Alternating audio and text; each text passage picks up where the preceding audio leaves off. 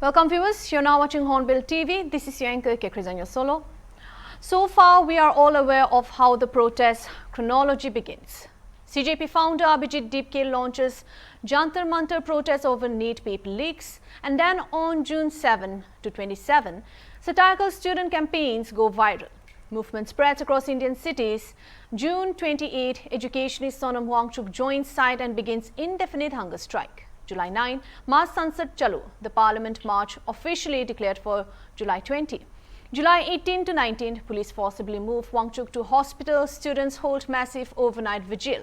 July 20, 10,000 marchers clash with police. Severe lathi charge and tear gas injure 170 plus protesters, out of which, let's not forget, mostly were students. Fast forward to July 21st. Defying heavy monsoonal rains, students regroup and build Jantar Mantar camp. July 22, the current. 4 central metro stations close, Parliament gridlocked as opposition protests in black.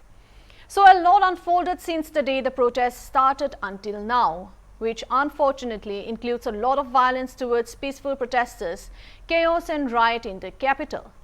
Now, what's interesting is it has been 46 days since the protest started on June 6. And after 46 days, the CJI, the Chief Justice of India, Surya Kant, has something to say. Quote unquote, "We are not interested in videos. We don't have time to watch. Don't waste our time." He made the comment while leading a Supreme Court bench that refused to grant an urgent hearing to a plea challenging alleged Delhi police brutality.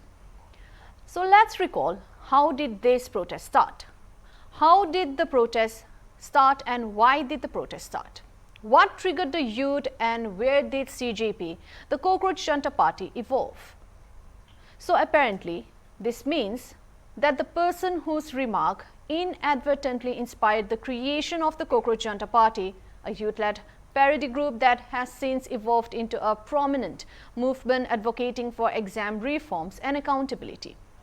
The Chief Justice of India, who caused national controversy during May 15, 2026 court hearing when he remarked that some individuals like cockroaches who lack legitimate employment or professional standing turned into activists, social media commenters and critics who attacked the system. The Chief Justice of India, who faced massive public backlash due to his insensitive comment. He has no interest in videos, nor has the time to watch and does not want to waste his time. Now, just a reminder that the CJI is the highest ranking judge in the country and the head of the Supreme Court in India. So now the question remains, what happens to the plea? But for now, moving on to the sunset. The government has officially agreed to hold a formal discussion on the NEET UG paper leak issue in the Lok Sabha, which is the core issue driving the Cockroach Janata Party demonstrations. The ongoing monsoon session in Parliament has witnessed a third consecutive day of severe disruption fueled by a unified opposition leveraging youth-led student protests over examination paper leaks to halt legislative business.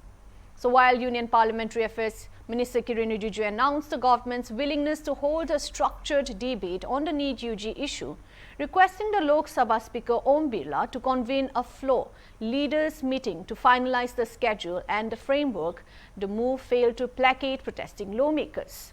Led by KC Venugopal in the lower house and Mallikarjun Kharge in the upper house, the opposition flatly rejected a routine discussion, insisting instead of the immediate resignation of Union Education Minister Dharmendra Pradhan. The political impasse triggered heated confrontation, including a sharp exchange between Samajwadi Party Chief Akhilesh Yadav and Speaker Om Birla over a brief denial of floor time to address the police action against student demonstrators. Despite occasional friction within their ranks, the opposition maintained its united front, leading to repeated premature adjournments of both houses before 2 p.m. local time.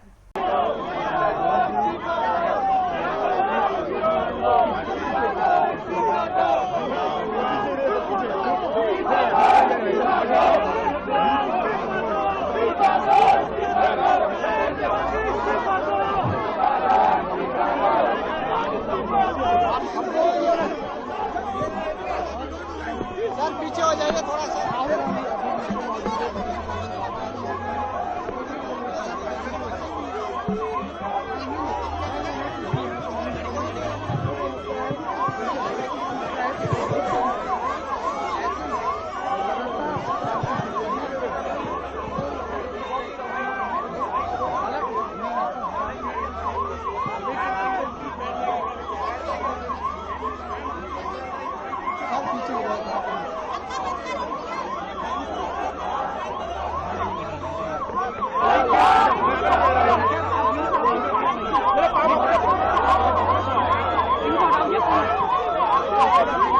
और लाठीचार्ज हुआ है और tier gases छोड़े हैं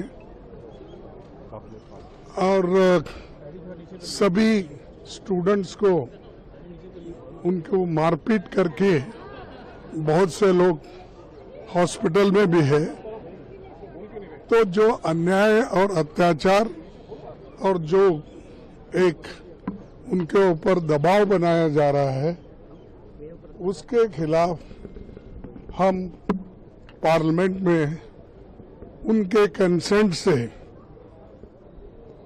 आवाज उठाने के लिए, बात रखने के लिए समय भी पूछा था और हमने उठ के बात करने के लिए तैयार हो गए। लेकिन यूं ही हम उठे, यूं ही एक शब्द बोले, एक ही शब्द, तो माइक ऑफ हो गया, बंद हो गया। ये डेमोक्रेसी है। अरे डेमोक्रेसी में अगर डिबेट नहीं चाहते आप, डेमोक्रेसी में अगर आप हमारी बात सुनना नहीं चाहते हैं तो हम कहाँ जाए? और वो भी स्टूडेंट्स, लाखों स्टूडेंट्स बाहर से आए हैं, हर कोने कोने से आकर अपने बात को रखने के लिए वो कोशिश कर रहे हैं। हम ये भी जानना चाहते थे कि वो नड्डा साहब से क्या बात किए, हम ये भी जानना चाहते थे उसके बाद में इनकी जो इंटरनल होम मिनिस्टर ने बुला के इंटरनल मीटिंग की उसमें आपने क्या किया, क्योंकि ये जनता को बताना जरूरी है और पूरे देश के युवकों को भी बताना जरूरी है, स्टूडेंट्स को बताना जरूरी है। इसीलिए हम ये चाहते थे कि इसके ऊपर डिस्कशन हो और डिस्कशन के बाद होम मिनिस्टर एक स्टेटमेंट करे और दूसरे जो फ्लोर लीडर्स है उनको भी बात करने का एक मौका मिलना चाहिए। इस उद्देश्य से हमने आज सदन में उठाकर इसको जो सारे देश को बताना चाहते थे उन्होंने हमारा मुंह बंद कर दिया। डेमोक्रेसी को खत्म करने की पूरी कोशिश कर रहे हैं। ये बहुत ही अजीब दिख रहा है और मैं 60 साल में ऐसा तरीका जो सरकार ने आज ढूंढा है ऐसा कभी नहीं देखा। मैं 14 बार असेंबली, पार्लियामेंट, लोकसभा, राज्यसभा सब देखा हूं, लेकिन ऐसा नहीं।